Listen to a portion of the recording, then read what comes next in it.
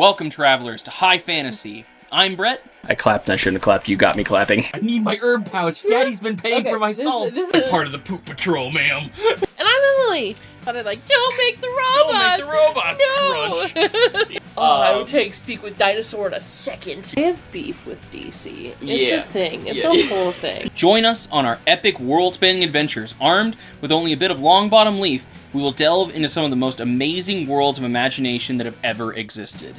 Before we get into that, don't forget to check out our Patreon if you want to support the channel.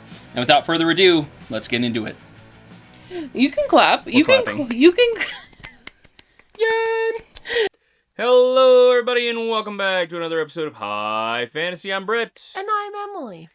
And today, before we get started, I would like to thank our fantastic Patreon members. Thank you very much, Minnie, at the highest tier. We appreciate you. You help us continue doing what we do. Thank you so much. And for all of our wonderful other Patreon members, thank you as well. We couldn't do it without you. All right, some of you might have noticed that we've had to go down to posting every 2 weeks instead of every week. It's because I had to take on some extra work in order to pay the bills. But if we can hit a $500 Patreon goal on Patreon, it will go back to once a week. So if that is something you like, go ahead and check out our Patreon. Okay, so today is going to be our last episode, unless we get some requests, for World of Warcraft. We've decided that the other expansions just aren't worth it. The other expansions are, like, don't get me wrong, they're good, they're fun, they're interesting, but the story took one hell of a pivot here, and we're about to get into that. Okay. So up to this point, we've been pretty, like, sword and sorcery. World of Warcraft is very high fantasy. It does a lot of that stuff. But it hadn't really ventured into some crazier realms until this expansion. Everybody knew about the Burning Legion. Yeah. Everybody knew that they were after Azeroth, you know, it was a whole thing. And if you really deep delved into the lore, stuff got a little crazy. But this expansion was where I think stuff just started to kind of go off the rails. It was still very cool, very interesting. Yeah. But I think this could have been the end of World of Warcraft, and I don't think a whole lot of people would have been super upset about that. Right. Everybody was saying that this should have been the last expansion. There was a lot of hardcore fans that thought this should have been the end of the World of Warcraft story. Because after this, it really felt like grasping at straws to come up with a new big bad guy. Yeah. Now, also, if you'll remember, like, in some of these episodes, I've brought up the fact that the Horde and the Alliance fighting each other always seemed like such a stupid thing, in my opinion, because there was always a bigger, badder guy that was coming around. And it was like, why are you doing this? Like, you're having to fight, like, land distribution wars, essentially, right over here, and also the literal devil is at your doorstep. What... Yeah. We're really talking about who gets to own extra land when the devil is coming for your families? Like what's going on? Like actual Satan? Okay. So, this is the 6th expansion for World of Warcraft. It was released on August 30th, 2016, 10 years ago. The level cap rose from level 100 to level 110. Okay. Artifact weapons were introduced. This is the very first time we've ever seen the artifact weapon system. And there were 36 unique artifact weapons released for all classes, like between all classes. Okay. Because in World of Warcraft, if you're a hunter, you are a specialization of hunter. So you always have to pick a road to go down. You can be a Beastmaster hunter if you really like having pets. You can be a marksmanship hunter if you really like shooting stuff. You can be a survivalist hunter if you like traps. Yeah. But there was a special weapon for each specialization of each class in the game. So for a total of 36 unique legendary artifact weapons. Okay. Demon hunters were introduced as a class. And we're going to get into them a little bit more in a second. But some of the artifact weapons being introduced, being the Ashbringer for Retribution Paladins, a giant two-handed holy sword crafted by basically ancient paladin orders to be the light in the darkness against undead. So it was like this way wicked, powerful two-handed sword. So did demon hunters exist in the universe before this, but you couldn't play them? Or we're actually going to get into that a little bit for the demon hunters. Don't you worry. I've got a whole section for them. Enhancement shamans got the Doom Hammer, which was Thrall's original weapon that he was using, that he kind of cast aside for other weapons. Later on, it was his heritage. And some new ones that had never really been talked about before, such as Icebringer and Frost Reaper, twin swords forged from Frostmourne, now known as the Blades of the Fallen Prince. That's an epic name. I will say, World of Warcraft knows how to come up with an epic-sounding name. Yeah. Where do you come up with that stuff? Now, Demon Hunters, they were the second hero class ever seen in World of Warcraft. But how was one made? Well, I'm happy you asked. Okay. So we're going to get into this, and this is going to lead to the answer of your question. Okay, I love it. Now, to become a demon hunter, the initiate must eat the heart of a demon. Okay. 9 times out of 10, this kills them. Either because the energy is too much, or they go nuts. But if you make it, you're half demon. You have wings, horns, fangs, claws, and a hunger for demon screams. Okay. And Hot Topic t-shirts.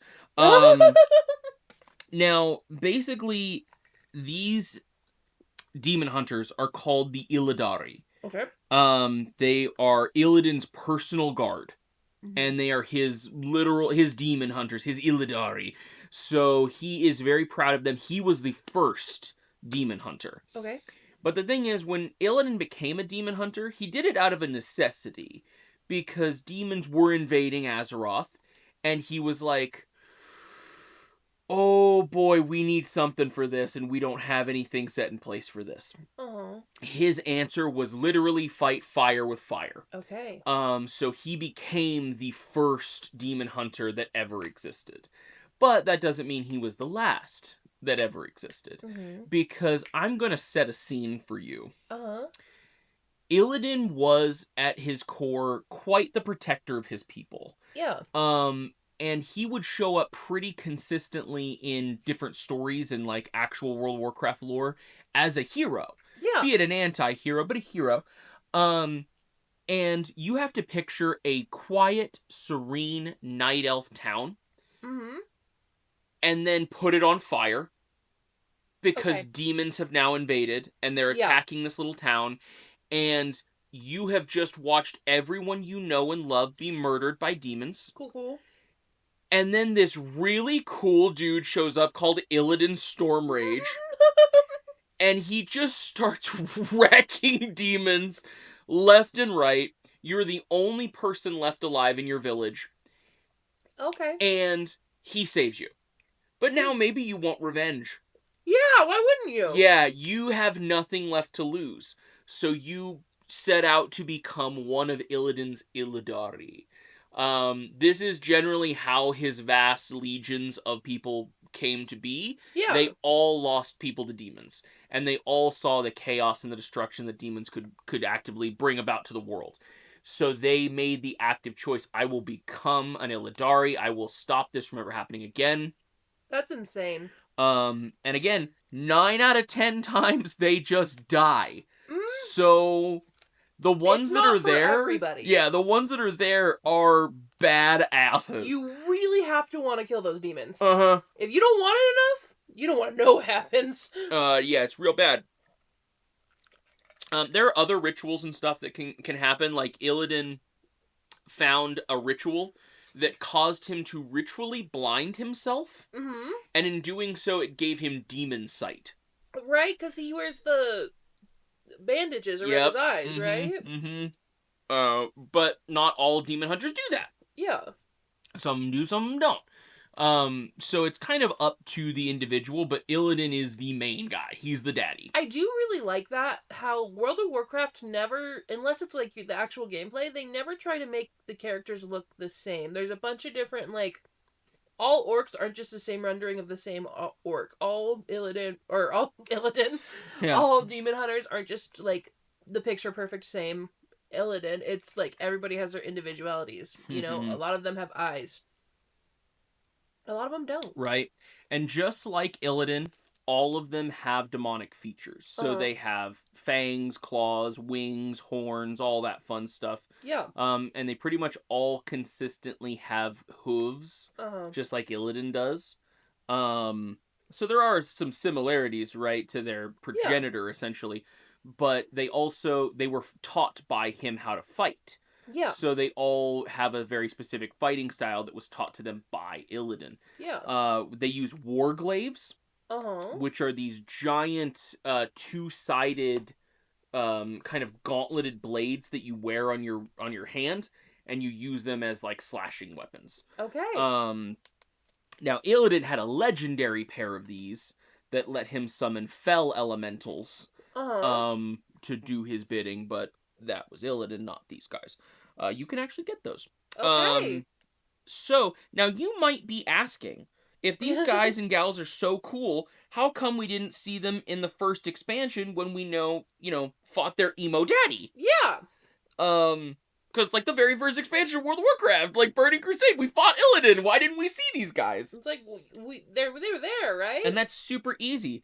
That's because they'd not been thought of. I mean, Illidan had sent them on a mission. Okay. And when they got back, Illidan was dead. And the demon hunters got imprisoned by the wardens until they could be cured. Okay. Yeah. That makes sense. And you'll remember the wardens as that group of night elf warriors who actively imprisoned Illidan before. Yes. Run by Maeve Shadowsong. Now, after our loss at the Broken Shore, which you got to see with the cinematic. Yes. Which, for the people who are listening, what's the overview of that? Yes, the overview of that is we get to see the Horde and the Alliance mounting an attack on something called the Broken Shore, which is where a giant portal has been opened up and demons are pouring out of, and we need to go stop it. We also get to see eventually some other bad things happen, but we're going to get into that in the story.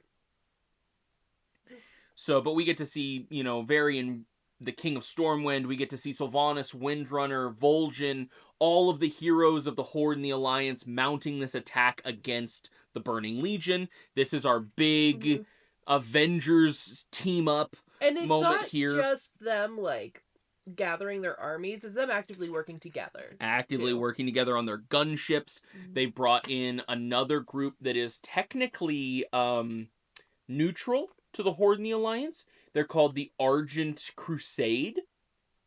They are made up of paladins and clerics and priests that are specifically hell-bent on keeping the protection of Azeroth as their main focus. They allow Horde and Alliance to join their ranks. Dang. And they actively, that's all they do. They were a big participant in Icecrown Citadel, so Wrath of the Lich King. Yeah. And we saw the Argent Tournament. I love that as a concept in a world where everything sucks, having just these one people who are like, we don't care. Let's all just be chill, guys. Funny enough, the Ebon Blade is similar in that regard because their Death Knights are Horde and Alliance heroes that died and were brought back as Death Knights. They don't give two shits if you're Horde or Alliance. But there is that level of, but you're a Death Knight. Like, you're one of us, so, da boys. Alright. So, you saw that. Where was I? Yes. Okay. Broken Shore. Now, some genius remembered, hey, don't we have a bunch of full-on demon-killing units in the deep freeze somewhere? Oh my god, we do! So, we go to the Broken Shore, we get stomped because we are given false information as to how many demons are over there, and then after the events of this, after we get just wrecked, some frickin' genius thinks to themselves, oh yeah, we should have used them. Now the story's starting, and they have to let you be able to play the Death Knight if they're going to put it out there. Yep. But wait! Gul'dan has invaded the vaults of the Wardens, and he's after Illidan's body? Okay, well, they're bringing Illy back. The demons are too much for the Wardens to handle because traitor in the ranks knows how they work. And the demon hunters are still eepy from their nap. So... That's wild! Oh my god! So Gul'dan gets away with Illidan's body. Yeah, though it gets so bad that the Wardens wake up the demon hunters because they're like, we're gonna lose unless we have some help. But again, the demon hunters have been in quite a bit of slumber for a while, since the first frickin' expansion. They're still eepy from their nap. They're eepy from their nap.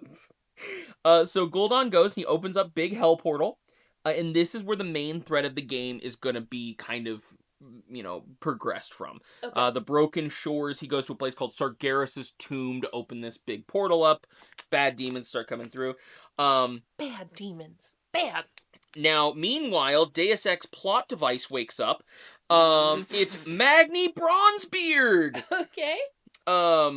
He's back, baby, and he's made of diamonds now. Cool. Also, he can talk to the Titan in the planet, and it knows how to push back the Legion. If a guy made of diamonds showed up and said he was talking to some Titan in the center of the Earth. Yeah. I don't know. Time for a scavenger hunt. So Magni Bronzebeard, again, I'm cutting so much stuff out of here. Magni kind of just, he died. Okay, yeah. Let's just say, right, he died. And he was encased in diamond. So his whole body just turned to kind of diamond. And he's been in this chamber forever.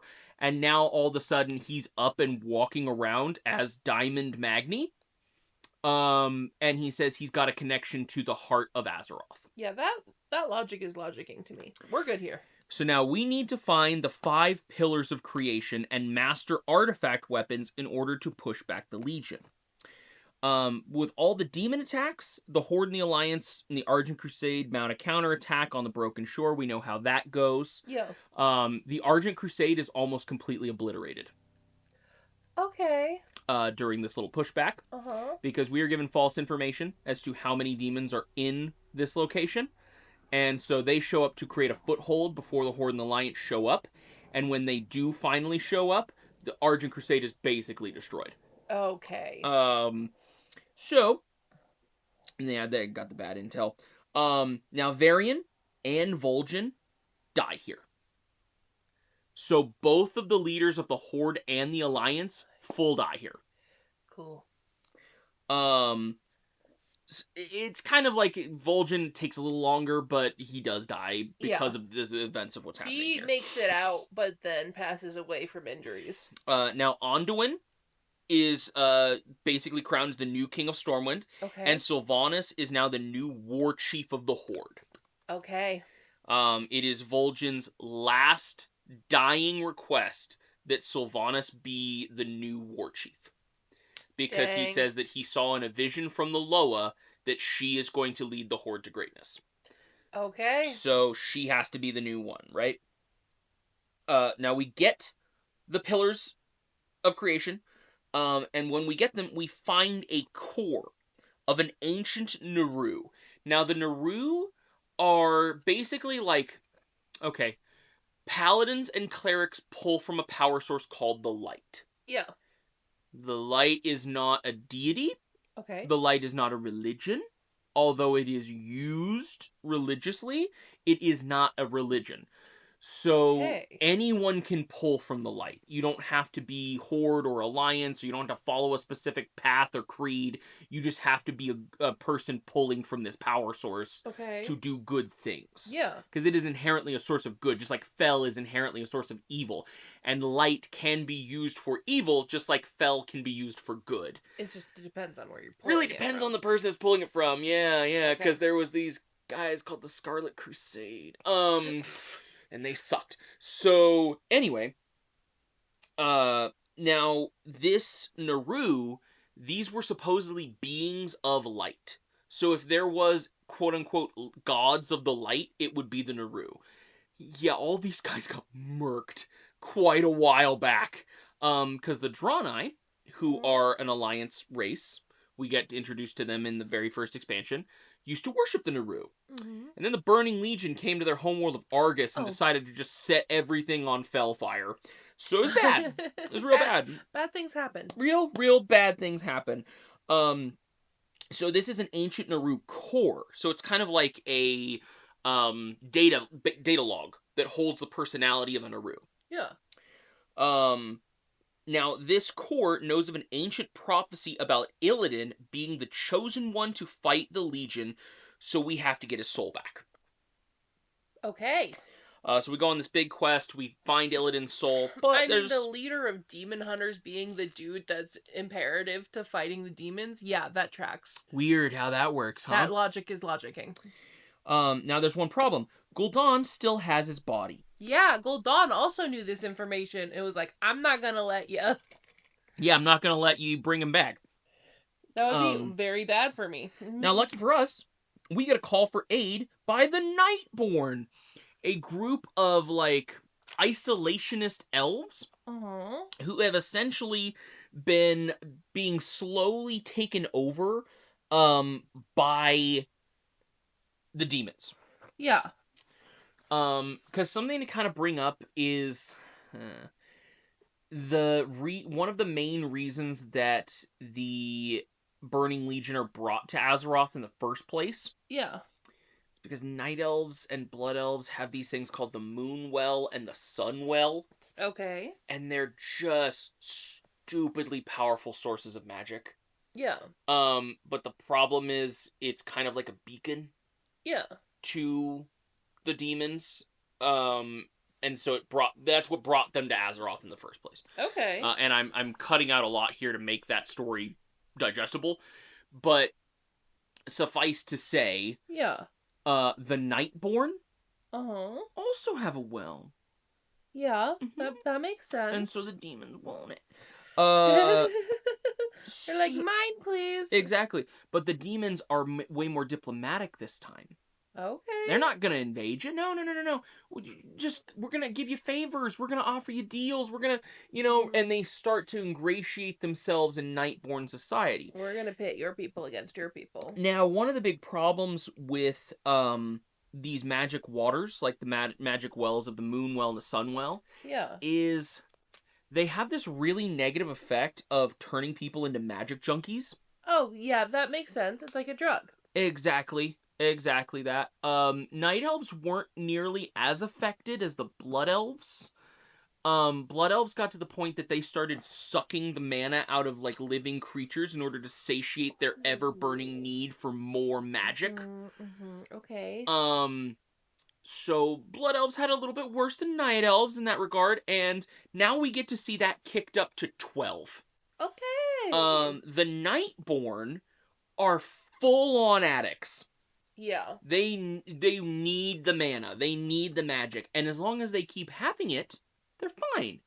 But for, like, the peasantry, who don't get access to that as much, they turn into something called the Withered.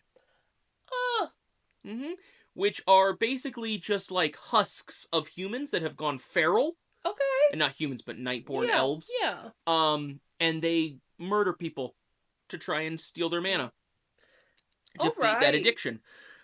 So that's kind of like Suramar is it's such a beautiful capital city. Absolutely gorgeous. The Nightborn are such a cool race. Yeah. Very interesting to me. So they basically call out to the Horde and the Alliance. They're like, we need help. We're getting wrecked by these demons. They said they were here to help us. They're not here to help us. And we need some help. So, of course, the Horde and the Alliance show up, and they're like, oh, frickin' sweet. Gul'dan's here? Time to stomp him into the ground. Just absolutely time to stomp him into the ground. So we kick Gul'dan's ass. We get Illidan, his body back. Yeah. And we're ready to fulfill a frickin' prophecy, baby! Let's go! So the Naru core tries to turn Illidan into a goody-goody two-shoes. So literally what happens is, and there's a whole cinematic for this, Illidan gets lifted up by these tendrils of light, Yeah. and all of his fell, corrupted demon tattoos that he has on him Uh-huh. start to change into these, like, light forged tattoos. Uh-huh. Super cool looking. But he's like, it's not a phase so hard that the Naru core dies and just fully gets murdered by Illidan's edge. That's crazy. He's like, no, I am gonna be emo. You can't stop me from being Yeah. That's so cool. I love that so much. God, Yep. this was me in high school. Yep, the Naru core fully dies on all of Illidan's edge.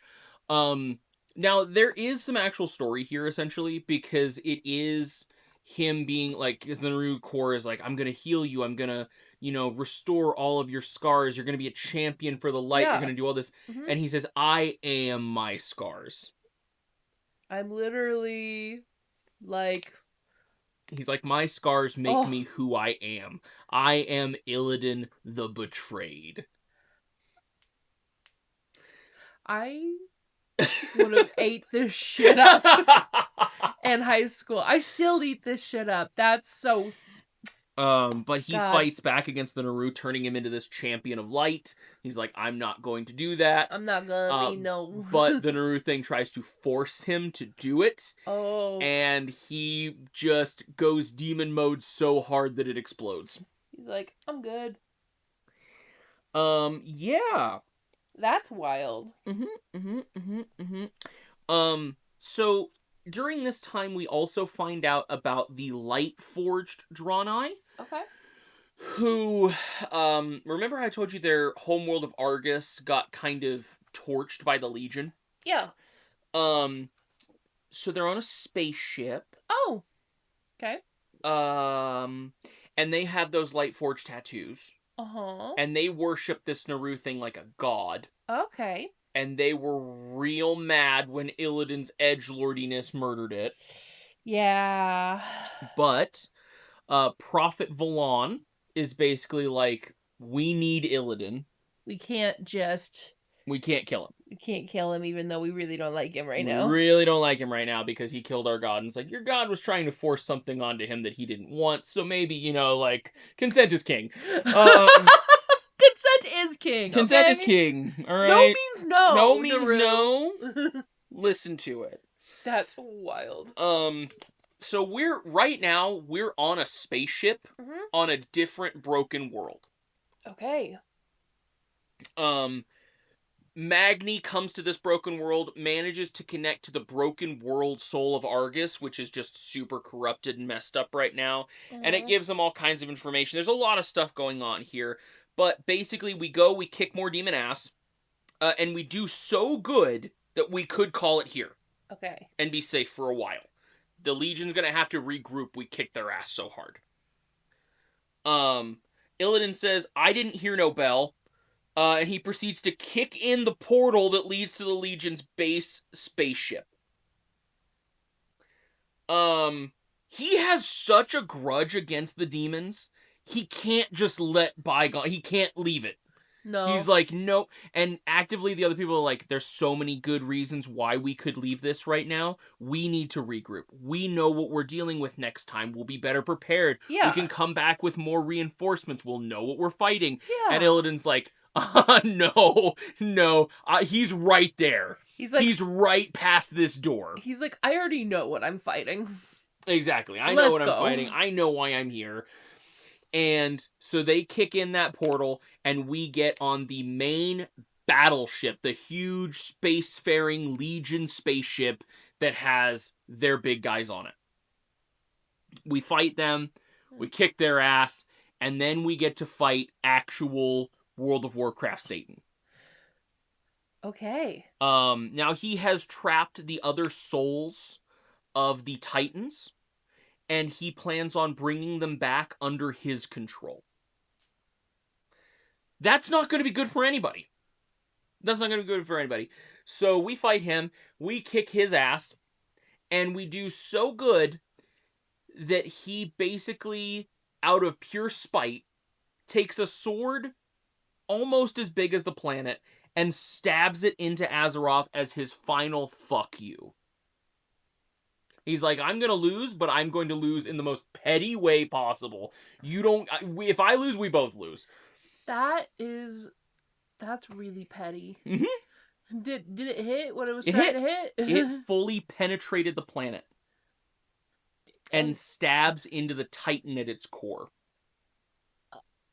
dude, I'm assuming many people died. Like, Oh yeah. like Oh, so many people atrocities died. happened that day. Atrocities happened You know that what I day. would have loved to have happen in the game when that happens? Mm. I would love just like people's characters to start dying. To them have like random players from all across. This person's on a fetch quest, but when There's like level 2 character in Goldshire just fully What the murdered. hell? What the hell, man? You were murdered by Sir Gareth. They did infinity damage to you. Infinity damage, yeah. Like every character in the game insta wipes, you lose. This is the bad ending. Any character level like 30 or below. Just insta death. So basically, it's at this point that if something is not done about the sword, yeah, the planet will die. If the planet dies, all life on the planet dies with it. Yeah. So, all of the heroes of Azeroth gather to the sword. Yeah. And we all sacrifice the power that is held within the artifact weapons that we have been gathering and preparing this whole time in order to basically suck out all of the murderous magics that are pumping from this sword. Because it's not just the stab wound. This is the great sword of the devil. Yeah. Having that in you is not doing good things to you. Yeah. So basically we make it so it's not a mortal wound anymore. Yeah. It still sucks, but it's not a mortal wound. But now we have time to like deal with this. Well then, so now our artifact weapons greatly depreciated in power, not nearly as good as they used to be. And we end up finding out that there's a new mineral source that starts appearing on Azeroth. It's called azurite. It is the crystallized blood of a titan. Oh. Mm-hmm. That's good. Mm-hmm. This will eventually lead to the next expansion called War Within, where the Horde and the Alliance go to war over mineral rights. Okay. Okay. Yep. That's the blood of your planet, my people. The whole blood of your planet. Literally the blood of your planet. You're mining it up. All right. Mining over it? That's crazy. So with that, that's the main story of what was happening here.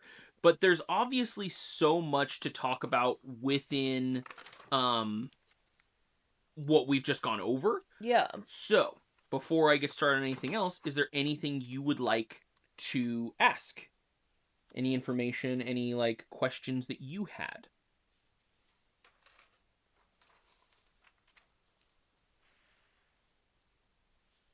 How many copies did they sell?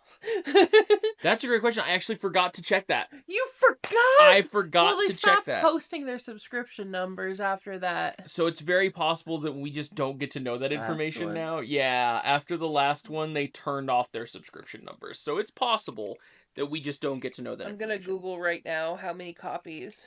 Do you have a guess?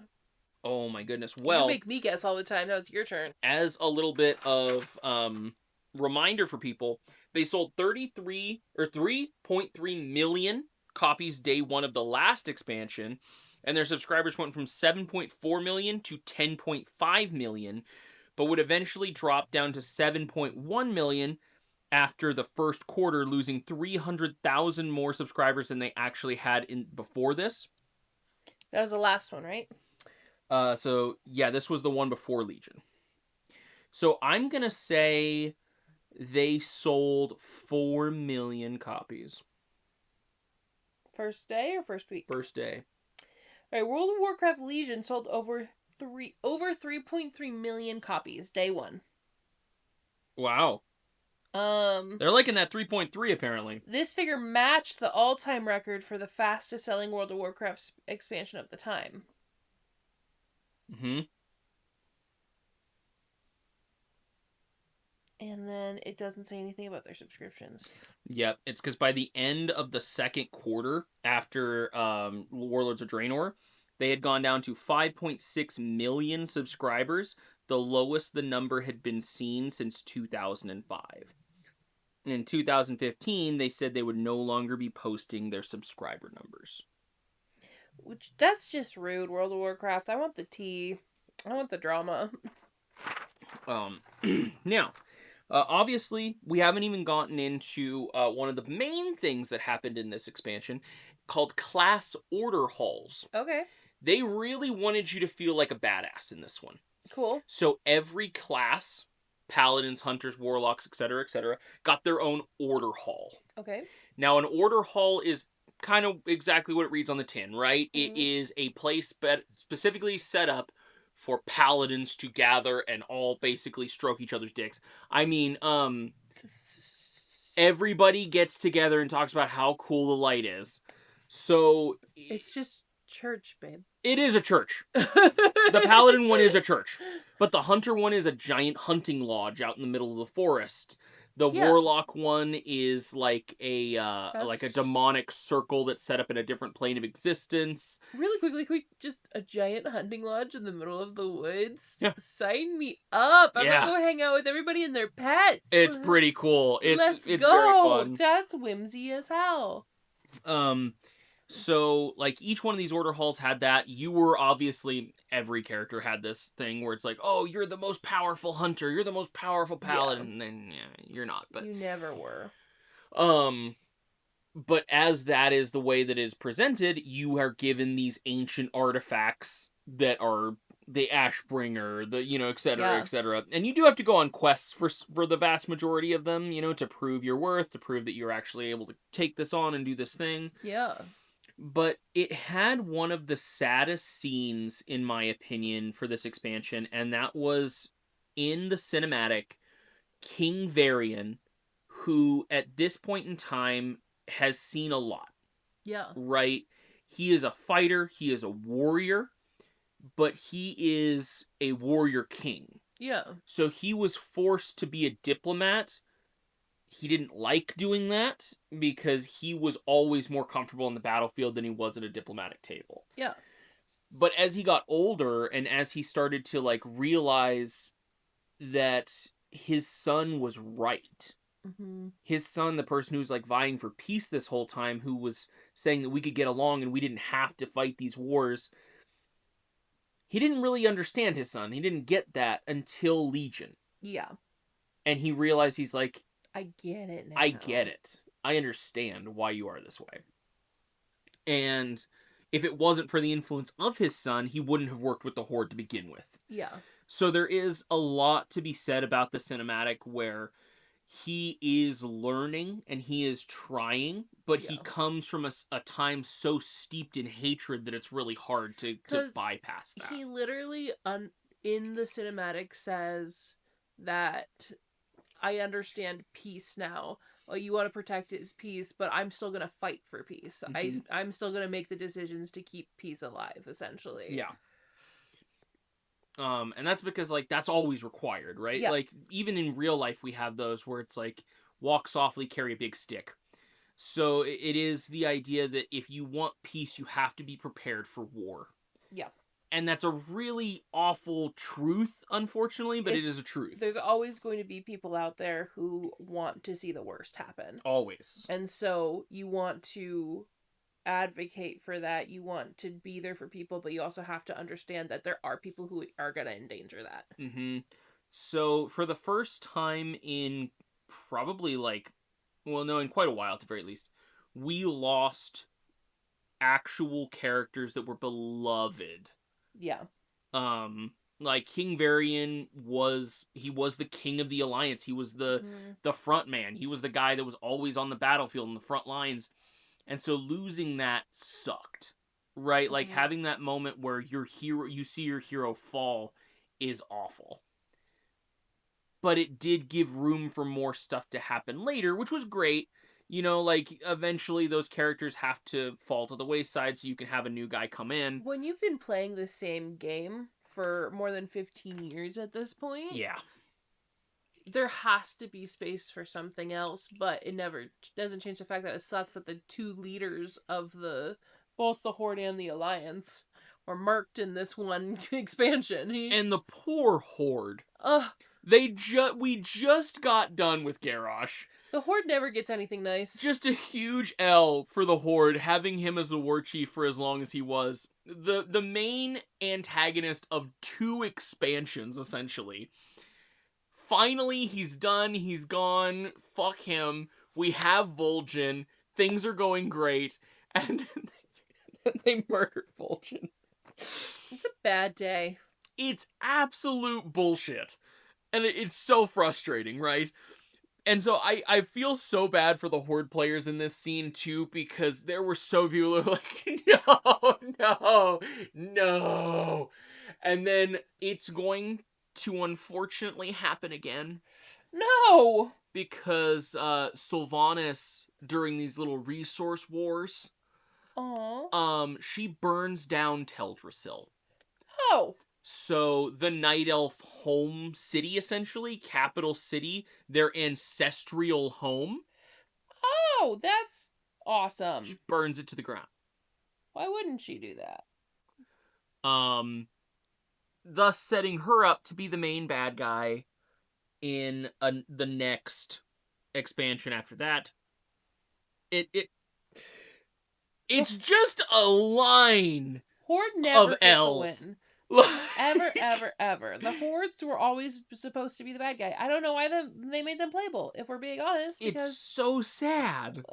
They just get the L the whole time. And again, the Horde players are like, no, we had Vol'jin. We just got done having the crazy war chief. Why do we have to have this bitch now? So to be honest with you, I can't even tell you who the current war chief of the Horde is. Like, I stopped paying attention.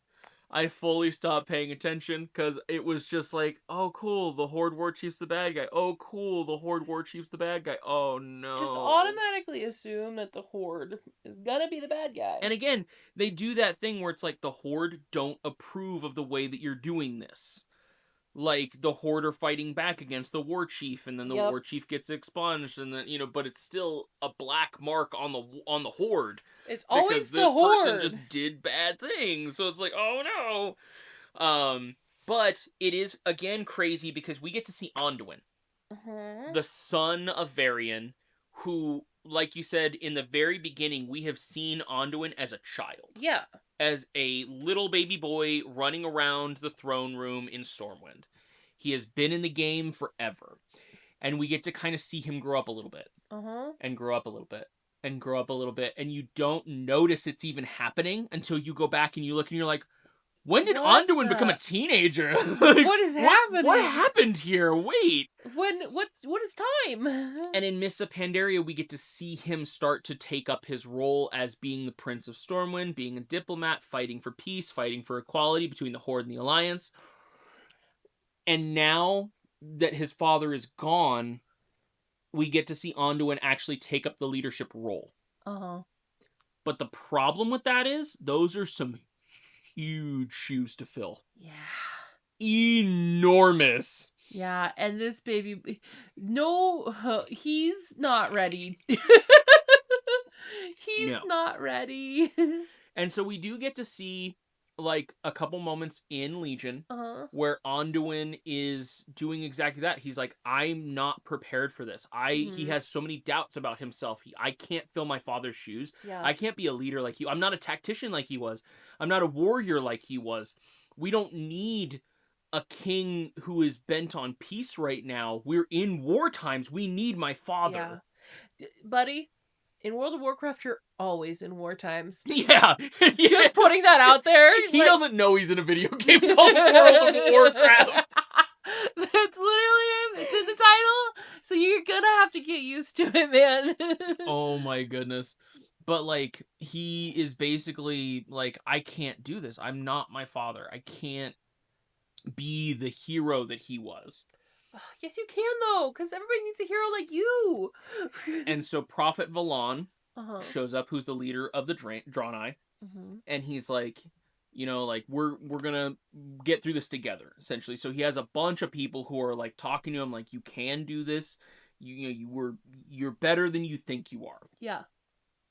And it's this big, powerful scene where eventually, and we go on a quest chain with Anduin, where we take him through the broken shores, and he finds his father's compass Yeah. from the cinematic that has his picture in it, and it's this big tear-jerky moment.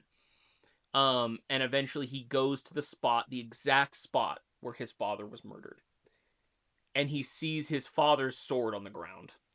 It's still there? Still there.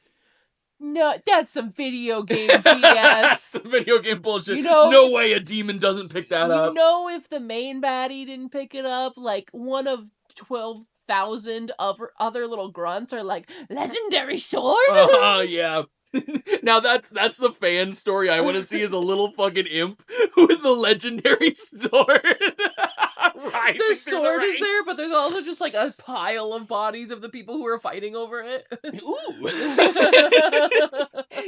Wonder why they would leave something so valuable laying around. Oh well, walks off, you see the huge pile in the background. Okay, alright. You just happen to be the lucky one to stumble across it. That would be so appropriate. It's one of those fights where nobody wins. But Anduin finds his father's sword and he takes it up, and as he does, the spirit of his father comes back to basically tell him, like, you are ready for this. You can do this. And so it's...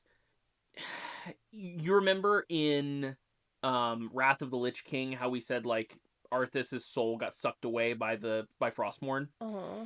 Well, in the very end of Wrath of the Lich King, we have another one of those moments where when you break Frostmourne and the Lich King is laying there dying, he gets his soul back. Arthas gets his soul back. And his father's soul comes back to tell him that it's okay and he forgives him. So it's not the first time that we've had, like, ghosts come back for that kind of thing. And ghosts do 100% exist in World of Warcraft. Yeah, like, it's not weird. So King Varian's soul comes back to tell his son that he can do it.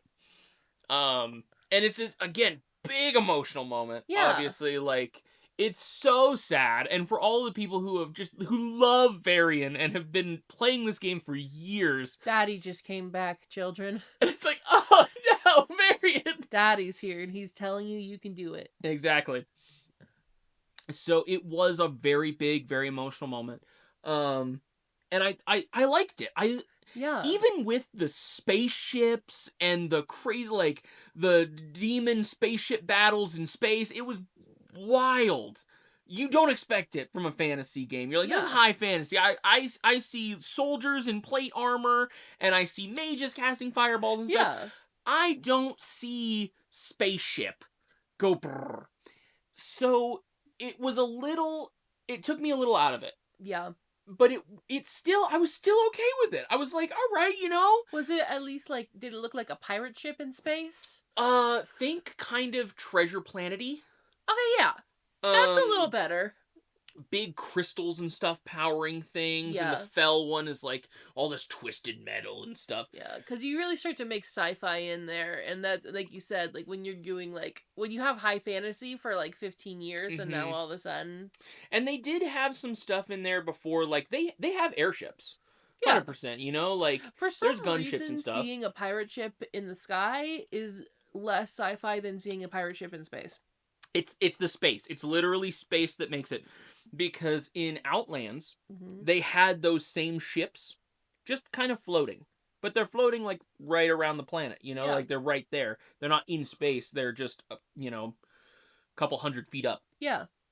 And that's actually where the raids and bosses and stuff were. But anyway, so the Draenei actually arrived to Azeroth on a ship called the Exodar. Yeah. And it crash lands into Azeroth. Yeah. And they live in the ship that's just crash landed. And it's huge. Yeah. Nobody goes to the Exodar. No one does. It's technically a capital city. No one goes there. Because it's so out of the way. Like, nobody wants to go there. Stupid. But, like, it was a very emotional expansion. And I think, you know, there was this level of, I'm watching a piece of my childhood die. Yeah. Like, when Varian dies, and now there is a monument to him in Stormwind, Yeah. like, to the king, and it's, just, every time I see it, I just get a little You know, choked up. you know what I think is really sad? Mm. Port's never gonna have that because their main guys just keep being evil. Oh, you're so right. Oh, man. Yeah, Vol'jin might have gotten something.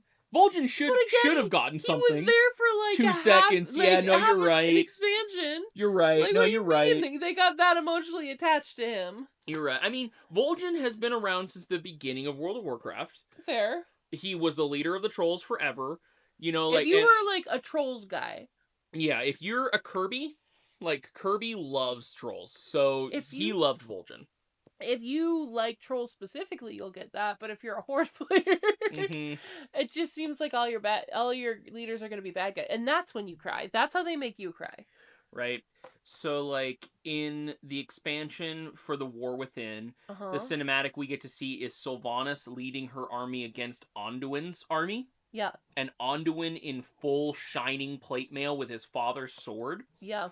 And they're fighting, and it's this big, like, it's crazy. Yeah. But then there's this moment where it goes in slow motion, you see all of these Alliance people dying. Like, these horde militiamen killing them, and Anduin's looking around the battlefield, something he's not used to doing, and he sees all of his men, people who he's probably actively been interacting with, dying. Yeah. And he's, like, just shell-shocked from the battlefield. He's never been to anywhere like that before. And he drops his father's sword. And there's a moment where he's like, I'm not my father. I can't do what he did. This is how my father would have dealt with this situation. And I am not him. And so he drops his sword. And he holds his hand up. And he takes his helmet off. And he reaches up for his power as a priest. And he resurrects all of his men that died. That's the dopest thing I've ever heard. That is the coolest healer story I've ever heard in my entire life. And Sylvanas, the Banshee Queen, the undead, is like coming at him with all these shadows and stuff. And when he reaches up, this pillar of light just engulfs him and blasts her back and blasts all of the guys around him. And they like come back to life. They're like, holy shit. That's crazy. Pretty cool. Love that a lot. Pretty cool. And then about 1,600 other people started fighting over that sword again. Everybody's looking for Varian's sword. But also, wait, hey, no, Kitty, no, you cannot jump on my laptop. The Demon Hunters. I wanted to talk about the Demon Hunters because, oh my gosh, I love the Demon Hunters. Yeah. Do you have a question? No, I'm just stretching. So again, first hero class we've seen since Wrath of the Lich King. Yeah. So since the second expansion of the game, this is the 6th one. We finally get another hero class. Super excited about it. You know, I was thinking about that the other day. I was like, they didn't add a whole lot of classes most of the time. What's the difference between a class and a hero class? So the difference between a regular class and a hero class is, like, let's take the Death Knight. Yeah. For instance, if you had a character that was level 55, you could make a Death Knight. If you didn't, you could not do it. Oh, dang. Your Death Knight starts at level 55. Dang. Baseline. At least until the level crunch, which hasn't happened yet, and we would get into that at a different time. But the Demon Hunters, you could not make a Demon Hunter unless you had a character who was at least level 98. If you didn't, you couldn't make a Demon Hunter. That's crazy. They're like, you gotta guarantee you've played this game. You gotta prove to us.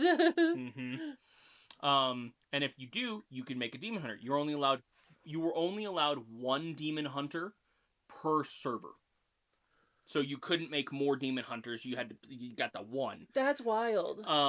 But obviously they were so stupidly busted when they first came out, just like Death Knights. I got the privilege, and I'm going to say privilege because I don't think hardly anybody else got to see this often. Yeah. Of watching the top ranked Death Knight player when the very first came out in Battlegrounds go 5v1. Oh, God. And he won. He literally told the rest of us to just stay back and guard the flag. So he just randomly And was in your... Yep, he was randomly in the Battlegrounds that I was in. And he's like, you guys stay back with the flag and you defend it. I got this. And he went out and killed every other player on the enemy team by himself. So, just because I don't fully remember how Battlegrounds works in... It's capture the flag, essentially. Some of them are, it's different ones, right? Okay. So we were playing Warsome Gulch, which is a capture the flag. 5v5. And then theirs is on one side of the map, yours is on the other side of the map. You were randomly put into a lobby. With the him. top player. That is so dope. That to watch somebody who's put that much time and effort. It was art. Like watching this guy, and he took out the first two so quickly. The other three started to run, and Death Knights have this ability called Death Grasp, which grabs an enemy and pulls them back to you and slows them by 70% for 12 seconds. He really said, get back here. And he just started murdering people. Out of the 3.3 million people. Yep. Probably more at that point playing the game. Yeah. Yeah. So that's so crazy. That just goes to show you how busted the hero classes were when they first came out. He went 5v1. I wonder if he was a streamer. That would be fun. You wouldn't hear my voice because I didn't have the thing at that point, but it would have been really funny if there is some video out there that's just me in the background being like, what the fuck? Because it was bullshit. It was like, what? So when Demon Hunters came out, it was very similar in that regard. Yeah. Like, a Demon Hunter 1v1's anyone. Yeah. There is not a single class that could stand up to Demon Hunter. Even Death Knights just got wrecked by Demon Hunters. And because it was... Death Knights were interesting because they were kind of like anti-paladins, right? Demon Hunters were like, oh, we don't wear armor, that's for pussies. So they have these two big warglaives. Yeah. And I think they could wear leather armor. But it always looked like they were wearing just cloth, like nothing. Shirtless, really ripped. Oh, he's so ripped. So ripped. And there was only two specializations for Demon Hunter. You could be a Havoc Demon Hunter. Okay. Or you could be, I forget what the other one was. I think Havoc was tank. Yeah. And the other one was the damage dealer. But you couldn't be a healer. Because essentially there are other classes that you can choose any race to be that class. But Demon Hunter is specifically one where you have to be a specific race. Just kind of like the Death Knight where you have to be a specific... Death Knights could be any. Oh, Death Knights could be any. So Demon Hunter is the only one where it's like, if you're a Demon Hunter, this is what you are. Yep. If you're a Demon Hunter and you're on the Horde side, you're a Blood Elf. If you're a Demon Hunter and you're on the Alliance side, you're a Night Elf. That's it. There is no human Demon Hunter. It is just the elves. They are the only ones who had the ability to do it. That's crazy. Yeah. So it was very, like, getting to play the Demon Hunters and getting to kind of, like, experience what new... Wild. They had demon forms and all this crazy stuff that they could put up. And it really was a matter of, like, I'm eating demon souls to do crazy things. Yeah. They also had their wings that you could do. They are still the only class in World of Warcraft. That's what I was worried about. They're the only class in World of Warcraft that can double jump. Whoa! And they can glide. They have a natural glide ability. That's dope. I mean, when you have things like Hunter with mounts that can fly, I guess like in a combat when you aren't mounted up, it's very useful. Double jump is good. It's great in dungeons. It was great just as a tool to maneuver around. Like, if you ever had a place where you couldn't mount up, just being able to be like... Yeah. Because on foot, Demon Hunters are just faster than pretty much anybody. Yeah. There's certain, like, talents and stuff you could take for certain, like, classes that might make your movement speed a bit better. But Demon Hunters will outpace you most of the time. Okay. Because they're supposed to be light armor, heavy damage, coming for your face. Yeah. And they also are particularly good against casters because they can silence your ass. That's so mean. Uh-huh. That's so mean. Which Death Knight's also got that ability because it was called Mind Freeze. So when you start to cast a spell, a Death Knight would see it, right? Yeah.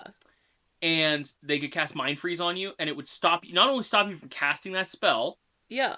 but also stops you from casting all spells of that school That's for 10 rude. seconds. So you better hope you're not just a frost mage or like just a fire mage, because if you are, you can't cast that shit for 10 seconds. That's crazy.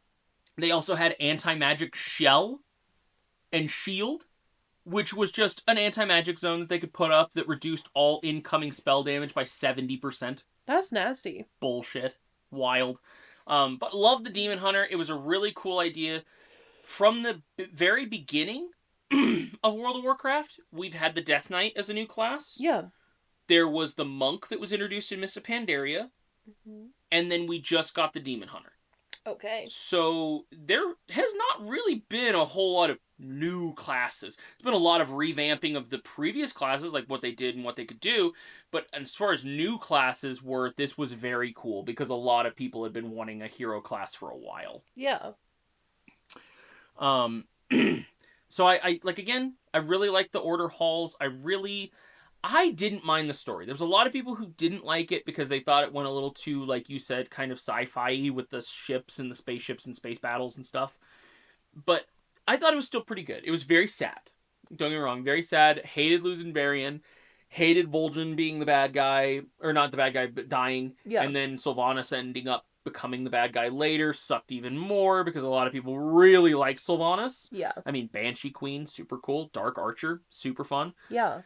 And so the fact that she was like the bad guy kind of sucked, but you know, everybody has their likes and dislikes. It's going to hit different players differently. Oh, Like, 1000%.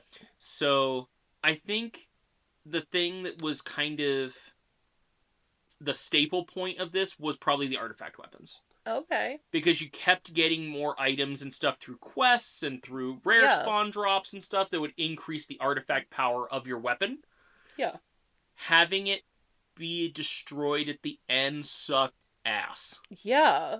That's just rough. They're like, here, have a taste of something that you'll never have anymore. Like, also from a storyteller's perspective, where does it go from there?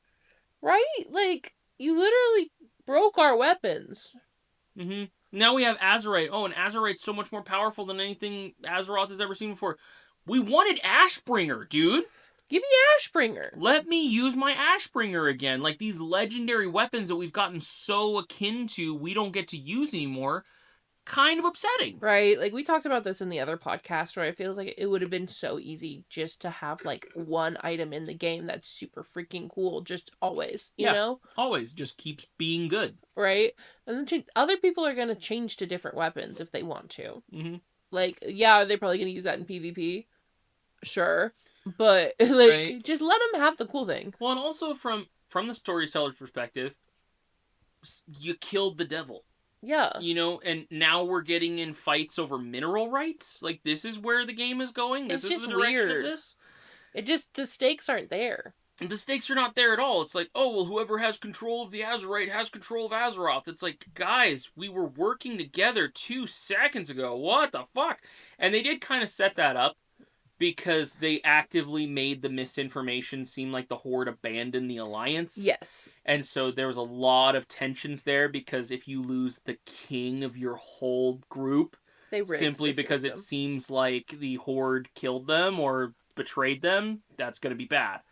And then you have a lot of Alliance hatred coming towards Horde players. Horde players get very defensive, you know, obviously because you would, because they didn't do anything wrong. Exactly. But it is very geared to make them the bad guy, which sucks. Like, just awful. But, like, again, we can't talk this out. This is the diplomatic peacetime, guys. Like, we killed the devil. We all banded together to make this happen. And now we're fighting each other over mineral rights? Yeah, it's pretty wild. I don't know. Like, I don't know why the story went that way. The next one got a little bit better, Shadowlands. And it was all about, like, Sylvanas really going off the deep end and deciding to break the Lich King's crown to break the border between life and death. But, that would be a story for something way later. So, with this, what was your favorite part of Legion? What was something that you found really stuck out to you? Really glad that Daddy Illidan is back. I knew you were going to like Illidan. I love Illidan. No person who went through an emo phase at some point in their life would hate Illidan. Mm-hmm. He's just a sad boy. And everybody loves good sad boy. And the fact that he was able to out sad priests, A god of a the god light, yeah. of the light, I'm really into that. Well, and I've also seen a lot of people really relate with Illidan from there's a lot of people who self-harm, there's a lot of stuff like that, and they find a kinship with Illidan. Yeah. And having that moment where it's like, my scars are what made me who I am, was such a powerful line. Mm-hmm. I am my scars. Mm-hmm. And I think there was a lot of people who really resonated with that and found a sense of understanding that not everybody gets. Right? It's like those scars made you who you are today, and you can use those to make better decisions and do things that are going to be healthier for you. Right. Because we see that, I'm going to fix you. I'm going to make you better. I'm going to do this. Because that's the thing where it's like, with Illidan, it's hard because it's like his scars are there because other people put them there, Mm-hmm. So it's like he takes a, violence route, Yeah. But it's definitely, there is very much that correlation of, these are what made me me. Exactly. These are the trials and tribulations that I've been through, the things that I've had to face, and these are the scars that I walked away with because of them. But each one of them tells a story. Each one of them tells how I'm still here. And using it to help other people. In a very violent way. In a very, very angrily fueled way, yes, for sure. But, and then seeing his Illidari. Yeah. And seeing the things that they had been through and the lives that they had to have led to get to the point that they're at right now. Yeah. None of these people have anything left. That's why they're there, because all they can do is hope for getting rid of the bad. Exactly. The big bad. I don't want to do this for myself. I'm doing this so that no one has to go through what I did. Yep. And that's a pretty strong message that the Illidari get to send, which I think is really cool. Because we love the idea of an anti-hero, right? There's always a tragic backstory, and my character had to go through this. The anti-heroes are the best because they're truly not above harming innocent people if it needs to happen, but at the same time, they're doing everything for innocent people. Yeah. I'm not going to let the laws of your society restrain me from doing the job that I need to do. Exactly. And that, I think, makes up a really good... the Illidari would make a great D&D character. Oh. Just because there's so much you can play around with. But, obviously, and from an elf's perspective, that's wild. They live for a long time. Yeah. So they've just been around doing this. And when you see 100, 200, 300 Illidari running at a demon horde, all with their big warglaives, and it's such a powerful scene, but you also have to remember that 9 out of 10 of them died before they ever even got to that point. Yeah. So it's you see that many people and you're like, that's the small amount. That's the little bit of victors that actually came out of this process alive. Yeah. Ready to fuck up some demons, essentially. That is wild. Think about quantity of, Ooh. Yeah, you see 100, 300. Cool. That was 300 of 1,000 people, or, just wild. The amount of people that had to go through that. And only 1 out of 10, so less than. Yeah, because if it was for every one, so if it was an army of 100 people, that would be 1,000. Mm-hmm. 300 is 3,000. That's just a whole graveyard full of the people who tried to fight for their beliefs and never managed to even get to that point. That's so sad. Yeah. It's such a great parallel. Yep. And that's why, in most cinematics that we see Illidan, he's always just, doing the brooding pose. And... that would have messed me up in, Yeah. in high school. I'd be like, oh my god. It's so messed up. And he's in the rain, you know, and he's always, like, drenched in blood or fresh wounds about him. Yeah, and I mean, we also talked about, like, how Illidan kind of got messed over by Tyrande and Malfurion. And so they're, like, he gave everything to save his people. Yep. And his reward for doing that was imprisonment. Yep. Oh, golly. And then his Illidari got imprisoned as well. But they woke up and they kicked ass. Because the quest that they were given, like the mission that he sent them out on, was literally to retrieve a keystone that would allow them to go onto the Legion ships. And they did it. They accomplished the mission. They got the thing. And then when they got back, Illidan was dead. That's so rude. That's just... Illidan... Justice for Illidan. And one of the problems with Illidan is, like, he is kind of their leader. Like, without him, they didn't have an organized fighting force when the Wardens showed up. If the Wardens could put Illidan in a crystal, they can 100% put his little minions in a crystal, you know? People just need to leave Illidan alone. So, I do remember watching the cinematic scene where Illidan's, like, raised up by the light, and there's that moment, and his tattoos, to be fair, looked so cool with, like, the golden light around him instead of, like, the green fellfire. Yeah. I was like, oh, this is gonna be so badass. This is gonna be so cool. And he's Don't like, try to change. It's not a phase. Really? He said it's not a phase so hard that he killed a god. Like, it's not a phase. Get away from me with that face wash. I mean, like... Because the tattoos are another part of that Demon Hunter thing, right? Where it's like, it's not required that you have the Demon Hunter tattoos, but they do give you bonuses, but there's things you got to kind of do to them. Yeah. And for them. And so Illidan was like, oh, I'm going full bore. Like, there's nothing stopping me from doing this. So if he's willing to go that far, I don't think that there's a lot of people that would still be fighting for that. His hatred of demons is just... To be fair... He was around when the Moonwell was around, and the initial, like, forerunning of the demons. So he saw a lot of shit that they did to his people. I get the frustration, but then when you see your own people actively being like, oh, you monster, oh, you bad person, oh, blah, blah, blah, blah. Not a lot of people would be that good of a guy to still be like, I'm still gonna fight for you. Yeah. You think I'm a monster, you think I'm an abomination, and I'm still here to keep you safe. Yeah. Literally locked him in a prison. Like, what a Chad, literally! They locked him in a prison for doing nothing other than saving them, essentially. Like, taking on the demonic powers. Like, oh, you're corrupted now.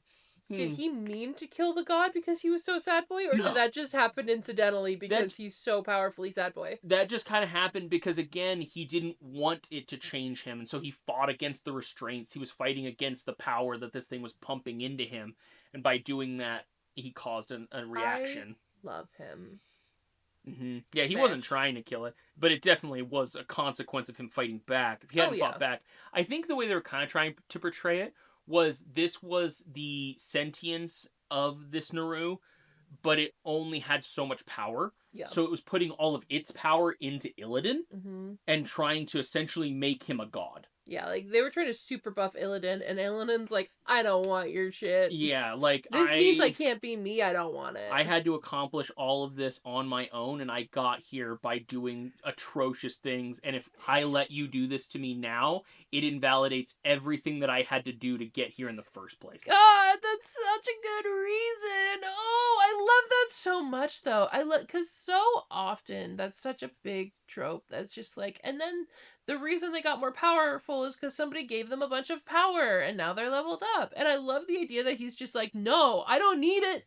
No, thank you. Yep, I'm good. No means no. This is my no-no square. This is my no-no square. No. No, no. And still, he was enough. Didn't need anything else. He didn't. And, like, he did do atrocious things. Like, don't get me wrong, in the Black Temple, he was not a hero. But it is interesting to see those characters who it's like, I'll be the villain that you holster up in history if it means that there is a history book left for me to be the villain in. Willing to go to, like, any lengths to make it happen, no matter what that is. But the problem is, we see that again in Arthas, too. Where, like, there was a point with Arthas where he was like, I'm gonna fight the Burning Legion, but Uh-huh. I'm gonna do that by killing everyone on the planet Yeah. and getting a unified force of undead that I can fight them with. Yep. And it's like wild. Because that was supposedly what was going on in his head. Some stories say one way, some stories say another. There's a lot of canon issues. But we do see that a lot of like, oh, I'm willing to be the bad guy. I'm willing to be the dark prince, essentially, to make this happen.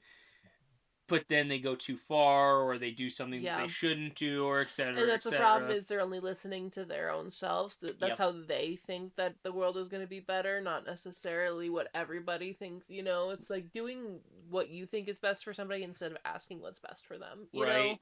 Because I don't think that the constraints of society are necessarily the best all the time. I think that Yeah. there's rules that are put in place that don't need to be there. I think that there's rules that should be put in place that never did get put in place. Yeah. But at the same time, a lot of rules that we have to follow societally are put there by a vast majority of people who agree that this is the right thing to do or the wrong thing to do. The anti heroes are the ones who say, I don't care that you say this is bad. I'm going to do it anyway because it follows my own moral code and this is what needs to be done. Yeah. So, like Deadpool, for instance, he goes around murdering criminals all the time. Yeah. That's not the way the justice system works. But No. he's like, this is my own code and this is what I believe should happen. And there's sometimes people see those anti-heroes. You see them kill that criminal and you're like, Hell thanks. yeah, brother. Thanks, my friendly neighborhood superhero who's actually doing something. Yeah. But that doesn't change the fact that there are some of those times where it's like, okay, what you did directly affected people who had nothing to do with this. Exactly, because the only problem with that is now the only morals or the only code that you have to follow is your own. Yeah, exactly. And you are not constrained or restrained by any of the ideas that other people might have for you. And that's, I think, what makes anti-heroes such a scary concept. They're great in a lot of, like, Deadpool and stuff, but in that same regard, what's to stop you from unintentionally becoming the villain if you keep saying, your opinions don't matter, my judgment is what matters? Uh-huh. I think this is what should happen, so I do it. It's very easy to go from that to tyrant. Yeah. And 1000%. I think that's kind of what happened with Illidan. It's definitely where we see Arthas going.